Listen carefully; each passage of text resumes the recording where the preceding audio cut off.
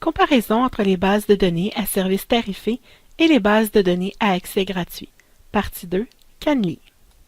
Canly est une base de données à accès gratuit fonctionnant sur le principe du miroir. Elle est le miroir de sites eux-mêmes gratuits.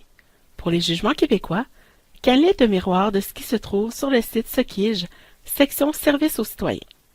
La décision Brunet contre Arthrolab Inc., rendue par la Cour d'appel du Québec en 2010, devrait donc y être disponible. Pour rechercher cette décision, il faut cliquer sur la juridiction Québec. En cliquant sur Québec, l'écran de recherche présente toutes les possibilités de recherche.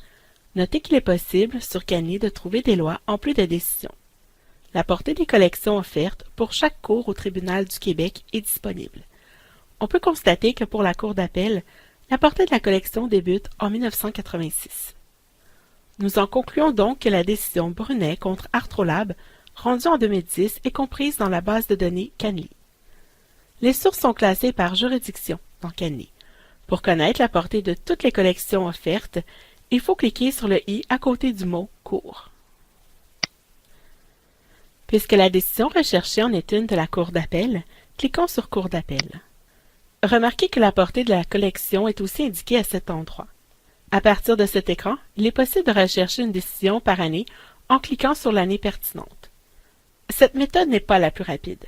Puisque nous avons en main la référence complète de la décision, nous utiliserons les boîtes de recherche en haut de l'écran. Nous pouvons choisir entre plusieurs types d'informations à saisir. Faire une recherche dans le texte de la décision. Nous pouvons aussi entrer la référence neutre dans la boîte intitulée de décision référence au dossier. Si nous le faisons, des choix apparaissent et on y retrouve la décision recherchée. Il serait aussi possible d'entrer les noms des parties, un seul ou les deux, et donc ici Brunet, Arthrolab. Si nous le faisons, des choix apparaissent et on y retrouve la décision recherchée, soit celle rendue par la Cour d'appel en 2010 et portant le numéro 123. Poursuivons en cliquant. L'accès au texte de la décision est immédiat. Bien que Canly soit une base de données gratuite, un traitement des décisions est offert. Toutefois, la valeur ajoutée est faible comparativement à celle offerte par les bases de données tarifées Qwikla ou Socige Recherche juridique. Remarquez, en haut du texte intégral de la décision, il est possible d'afficher une liste des documents citant la décision en cliquant sur le lien hypertexte cité par 16 documents. Il est aussi possible d'afficher un sommaire. Cliquons tout d'abord sur le bouton « Sommaire ». En affichant le sommaire de la décision, l'historique de la décision apparaît sous la rubrique « Décisions associées ». Sont ainsi listées les références aux décisions des instances inférieures. On y apprend aussi que l'arrêt de la Cour d'appel a fait l'objet d'une demande d'autorisation d'appel en Cour suprême. Les rubriques suivantes donnent les références de la législation et les décisions citées dans l'arrêt Brunet contre Arthrolab.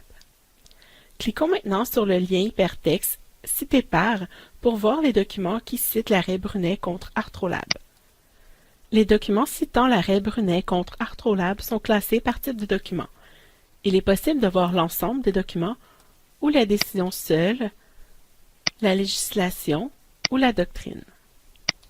Il faut toutefois être très prudent avec la fonction « Cité par » ou « Cite » sur Canly.